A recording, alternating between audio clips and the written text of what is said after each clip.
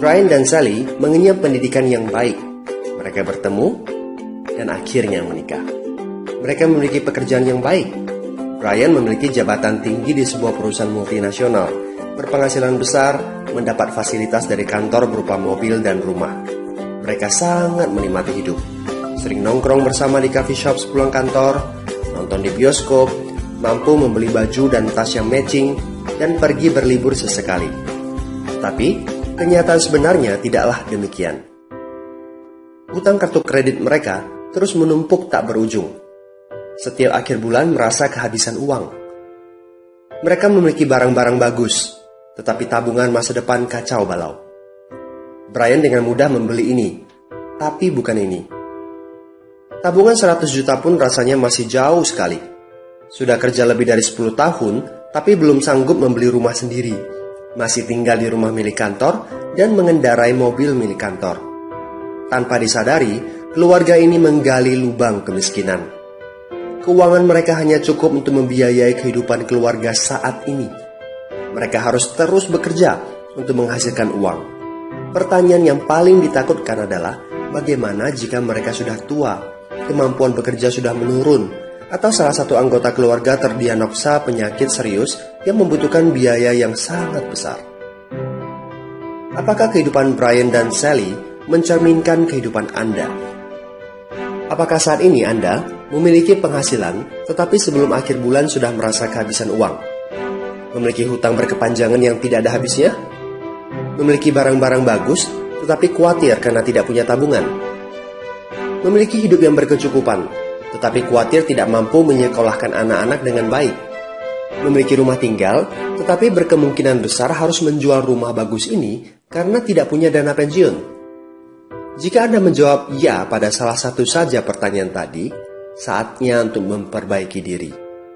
Mau jadi seperti apa kita ini kalau ternyata kita sebetulnya hanya gaya dari luar saja? Mau hidup kropos seperti ini sampai kapan?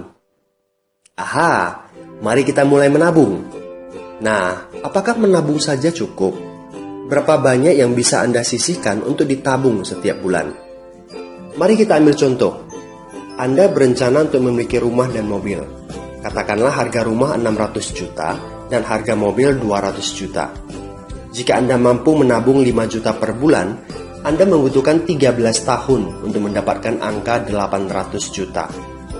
Masalahnya, inflasi membuat harga rumah dan mobil melambung tinggi. 800 juta akan menjadi 2,7 miliar 13 tahun kemudian. Jika kita asumsikan rata-rata kenaikan barang 10% per tahun. Ini masih soal impian untuk membeli rumah dan mobil. Padahal, masih banyak kebutuhan lain yang perlu dipersiapkan jika ingin hidup lebih baik. Bagaimana dengan persiapan dana hari tua? Agar di saat tua dan tidak sanggup bekerja lagi, Anda punya tabungan yang cukup untuk kebutuhan sehari-hari. Asuransi untuk keluarga? Dana pendidikan untuk anak-anak? Dana tak terduga untuk keperluan dadakan jika dibutuhkan, seperti keluarga sakit, dan lain-lain.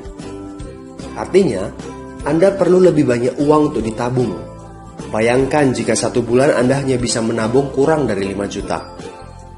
Sudah jelas, jika langkah Anda hanyalah menabung, Anda seperti sedang menggali lubang kemiskinan. Hal utama yang perlu Anda lakukan adalah meningkatkan penghasilan Anda. Anda mungkin bertanya bagaimana saya bisa melakukan itu dengan segala kesibukan yang saya miliki sekarang. Apakah saya bisa tetap mencari income tambahan di luar sana tanpa mengganggu pekerjaan utama saya? Seandainya bisa, apa yang bisa saya kerjakan saat ini? Nah, langkah pertama yang perlu Anda lakukan saat ini adalah menghubungi teman yang menunjukkan video ini kepada Anda.